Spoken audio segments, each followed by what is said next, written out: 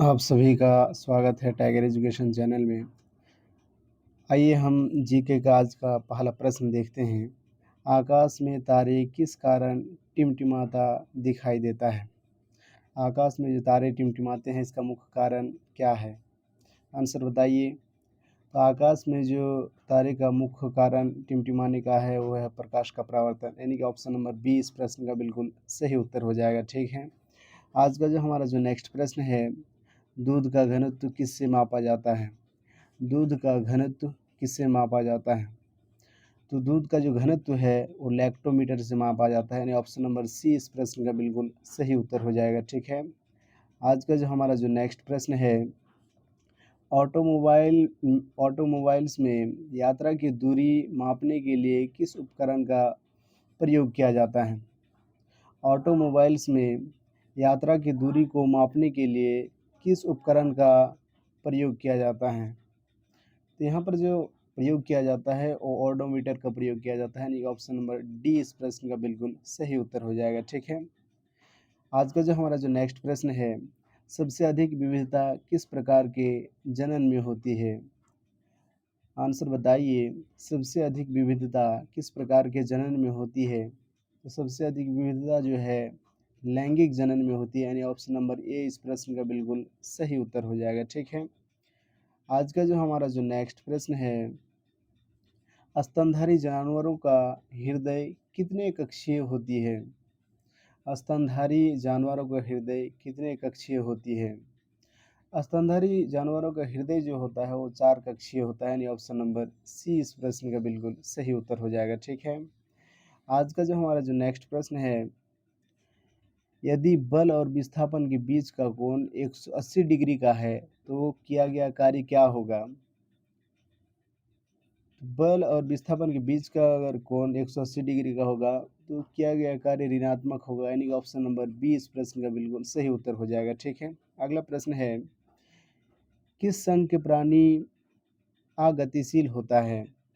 किस संघ के प्राणी अगतिशील होता है, यानी कि गति नहीं करता है? तो ये आपका पॉरीफेरा संघ के प्राणी जो है अगतिशील होते हैं, यानी ऑप्शन नंबर सी इस प्रश्न का बिल्कुल सही उत्तर हो जाएगा। ठीक है। आज का हमारा नेक्स्ट प्रश्न है, किसे मानव शरीर का सैनिक कहा जाता है?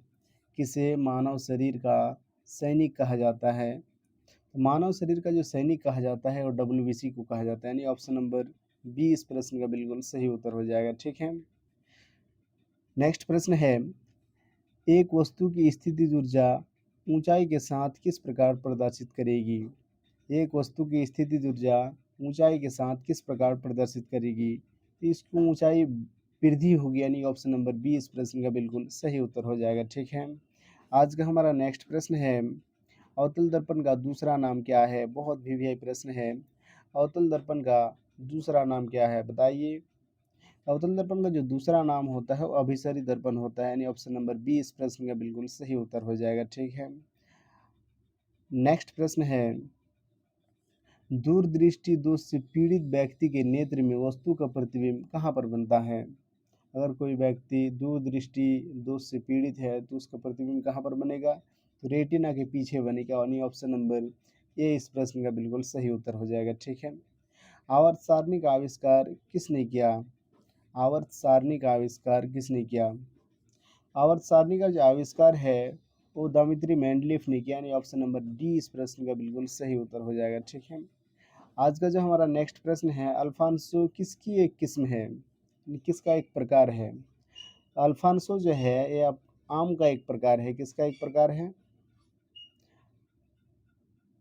ये आपका आम का एक प्रकार है।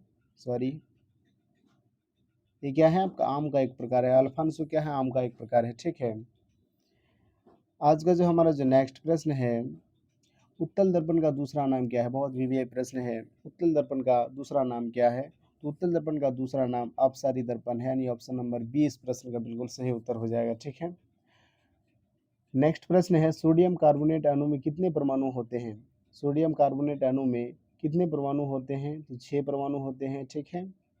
नेक्स्ट प्रश्न है, जी के मान में ऊंचाई में कमी के साथ क्या परिवर्तन होता है? तो जी के मान में ऊंचाई में अगर कमी आएगी तो क्या परिवर्तन हो जाएगा उसका? तो वृद्धि होगी, उसका ऊंचाई के साथ इसका वृद्धि होता है, यानी ऑप्शन नंबर बी इस प्रश्न का बिल्कुल सही उत्तर हो जाएगा। ठीक है, आज का जो हमारा नेक्स्ट प्रश्न है, मेथनॉल क्या है? मेथनॉल क्या है? तो मेथनॉल जो है एक अल्कोहल है, यानी ऑप्शन नंबर सी इस प्रश्न का बिल्कुल सही उत्तर हो जाएगा। ठीक, नेक्स्ट प्रश्न है, ईस्ट अपना प्रजनन किसके द्वारा करता है? ईस्ट अपना प्रजनन किसके द्वारा करता है? तो ईस्ट अपना प्रजनन किसके द्वारा करता है? मुकुलन के द्वारा करता है, यानी ऑप्शन नंबर ए इस प्रश्न का बिल्कुल सही उत्तर हो जाएगा। ठीक है, बेंजीन किस प्रकार के हाइड्रोकार्बन है? बेंजीन किस प्रकार के हाइड्रोकार्बन है? तो बेंजीन जो है असंतृप्त हाइड्रोकार्बन है, यानी ऑप्शन नंबर बी इस प्रश्न का बिल्कुल सही उत्तर हो जाएगा। ठीक, नेक्स्ट प्रश्न है, एथीन किस प्रकार का यौगिक है? एथीन किस प्रकार का यौगिक है? तो एथीन आपका विषम यौगिक है, यानी ऑप्शन नंबर ए इस प्रश्न का बिल्कुल सही उत्तर हो जाएगा। ठीक है, इकाइनोडार्मेटा का निवास स्थान कहाँ स्थित है? इकाइनोडार्मेटा का निवास स्थान कहाँ स्थित है? तो इकाइनोडार्मेटा का जो निवास स्थान है वो समुद्र में है, यानी ऑप्शन नंबर सी इस प्रश्न का बिल्कुल सही उत्तर हो जाएगा। ठीक है, आज का जो हमारा जो नेक्स्ट प्रश्न है, मोनेरा वर्ग में किस प्रकार के प्राणी को रखा गया है? मोनेरा वर्ग में किस प्रकार के प्राणी को रखा गया है? तो एक कोषीय प्राणियों को रखा गया है, यानी ऑप्शन नंबर ए इस प्रश्न का बिल्कुल सही उत्तर हो जाएगा। ठीक, चमगादड़ अपने मार्ग का पता लगाने के लिए किसका प्रयोग करती है? बहुत वीवीआई प्रश्न है। चमगादड़ अपने मार्ग का पता लगाने के लिए किसका प्रयोग करती है? तो अल्ट्रासोनिक तरंग का प्रयोग करती है, यानी ऑप्शन नंबर ए इस प्रश्न का बिल्कुल सही उत्तर हो जाएगा। ठीक है, नेक्स्ट प्रश्न है, अनबुझे चूने का रासायनिक सूत्र क्या है? अनबुझे चूने का रासायनिक सूत्र क्या है? तो अनबुझे चूने का जो रासायनिक सूत्र होता है वो CaO कैल्शियम ऑक्साइड होता है, यानी ऑप्शन नंबर बी इस प्रश्न का सही उत्तर हो जाएगा। ठीक, नेक्स्ट प्रश्न है, उच्चतम प्रतिरोधकता किसकी होती है? उच्चतम प्रतिरोधकता किसकी होती है? तो एवोनाइट की होती है, यानी ऑप्शन नंबर सी इस प्रश्न का बिल्कुल सही उत्तर हो जाएगा। प्रतिवर्ती धारा का आविष्कार किसने किया? प्रतिवर्ती धारा का आविष्कार किसने किया? तो इसका आविष्कार निकोला टेस्ला ने किया, यानी ऑप्शन नंबर बी इस प्रश्न का बिल्कुल सही उत्तर हो जाएगा। ठीक, आज का हमारा लास्ट और नेक्स्ट प्रश्न है, जिम्नोस्पर्म क्या है? जिम्नोस्पर्म क्या है? तो जिम्नोस्पर्म क्या है? पौधों का एक समूह है। ठीक है, तो आज के लिए इतना ही, फिर मिलते हैं नेक्स्ट वीडियो में।